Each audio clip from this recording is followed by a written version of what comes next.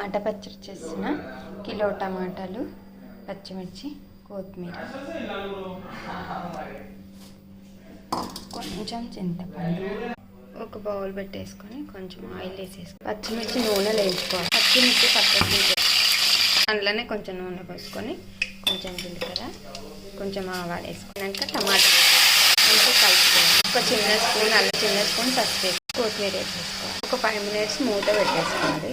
5 minutes తర్వాత ఈ పచ్చిమిర్చి వేసేసుకోవాలి. మంచిగా కలుపుకోవాలి. చింతపండు తీసుకుని చింతపండు వేసేసుకోవాలి. ఉప్పు ఒక పెద్ద స్పూన్లో సగం ఉప్పు వేసేసుకోవాలి. ఒక పెద్ద స్పూన్ నువ్వుల పొడి వేసుకోవాలి. ఇంట్లోనే మంచి ఉడకనియాలి. పొడి ఇవన్నీ కలిపి కొంచెం అన్నీ కలిపిన పొడి అంతా వేసేసుకోవాలి. మంచిగా సిమ్లో మూత పెట్టేసి ఒక 10 minutes ఉడకనివ్వాలి. చాలా టేస్టీ వస్తుంది. సిమ్లో 5 minutes ఉడకనిచ్చి మిక్సీలో వేసేసుకోవాలి. ఇట్లా పోసేసుకొని